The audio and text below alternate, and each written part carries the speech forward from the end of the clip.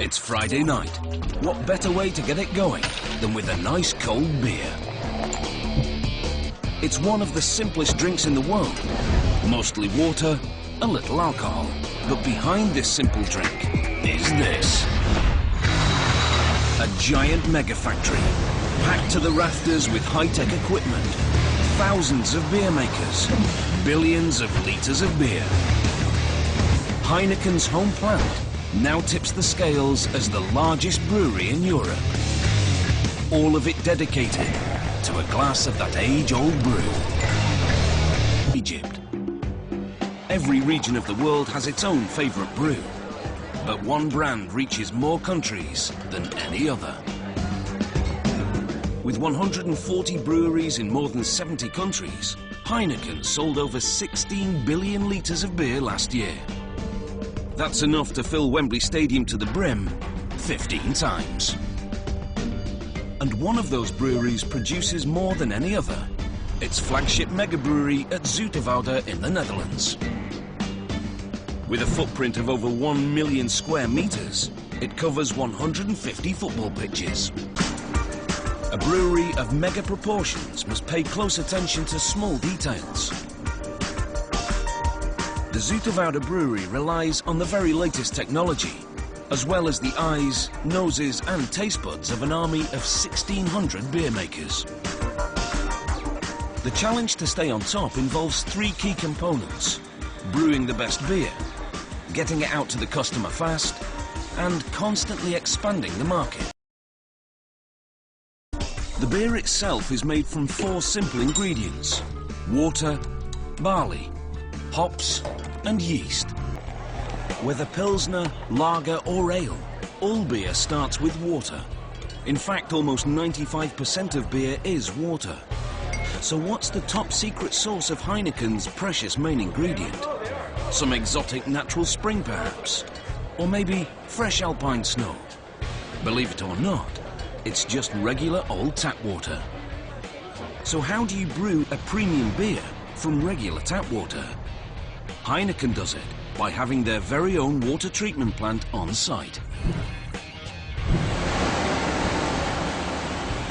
The deafening roar is produced by powerful pumps, drawing water through at a rate of 450,000 litres an hour. That's enough to fill 6 Olympic-sized swimming pools every day. Here in this water plant, I take care of all the system controls to prepare the water to be brew water for our complete brewery. Water here goes through 3 stages of purification, ending in a process called reverse osmosis. Pumps force water through a fine membrane. This removes the last of the minerals and salts. Raw barley must first be prepped for brewing in a process called malting. This takes place at a maltery near Antwerp in Belgium. Now we actually have a control room that controls all the temperatures and the moisture and everything. The maltery also has its own laboratory, which is actually a mini brewery, to test the quality of each batch of malted barley. Ingredients like barley, even the best brewer is at the mercy of Mother Nature.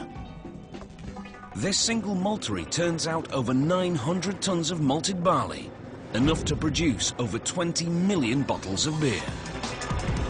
They'll need that and much more back at the Heineken brewery in Zoeterwoude, the Netherlands. 20 trucks arrive at the brewery every day, each carrying 30 tons of malted barley. The man responsible for every single batch that comes in is brewmaster Jean Dome, the maestro of the mega brewery.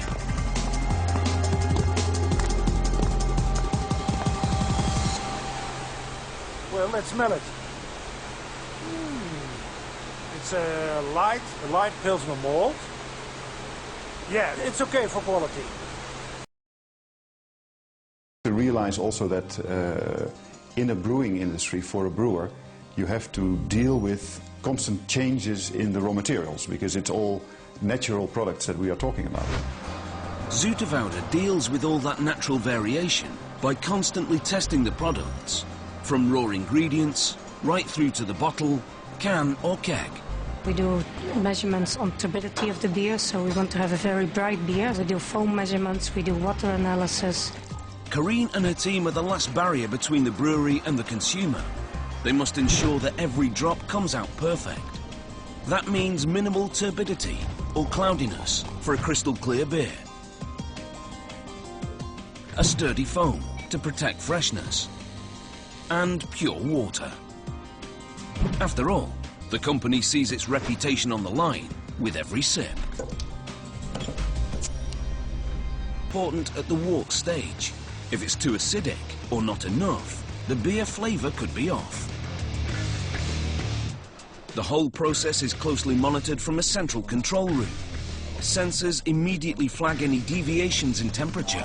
In the worst case, that if a batch is out of specification, we would need to get rid of the batch and we would not sell it. If one drop is bad, they'll dump the whole batch, even at a loss of millions of euros. So right now we're at the labeling machine. This machine puts out 40,000 bottles per hour. A couple of things these machines do. First of all, they check the molding lines of the bottles.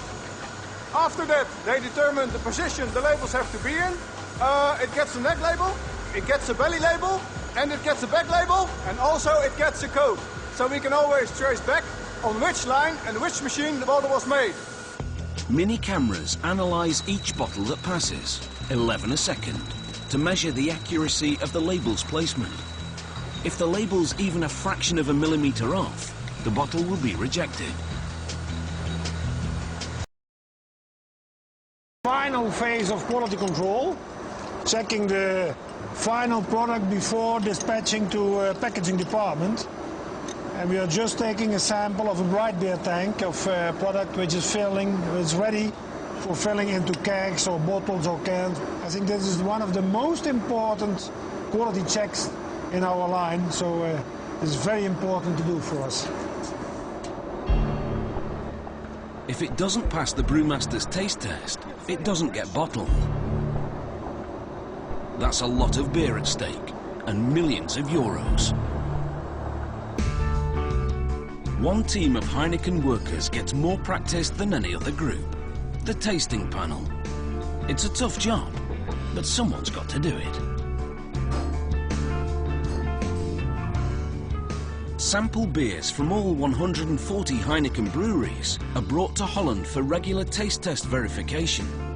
Whether brewed in Chile or China, every bottle must taste exactly the same.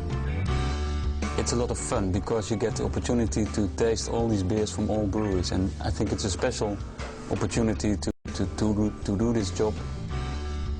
The training is approximately 9 months. And in these 9 months you are trained to find all these off flavors that might occur in the beer.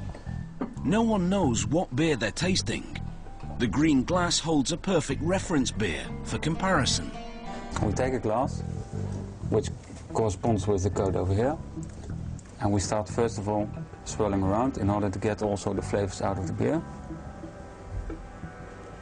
You smell it, and then you take a small sip.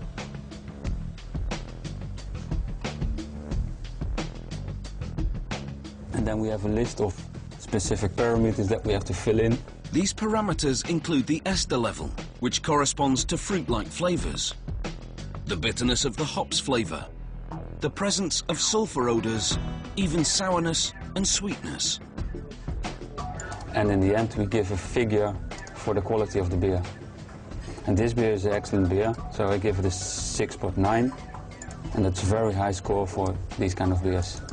With 140 Heineken breweries in 70 countries, consistency is hard to achieve, and it doesn't stop at brewing. Nothing is left to chance. Before packaging, the foam's density and stability are precisely measured. If the foam can't hold its own, it can't go out. In a proper Heineken, we want to have good foam because the consumer is expecting good foam on a Heineken beer. And to make sure, we do the measurement on the foam to release the beer, before we release the beer. And what we actually want to achieve is that within 3 centimeters that we measure, that at least the foam will stay for 250 seconds. And when that's okay, then we can release the beer.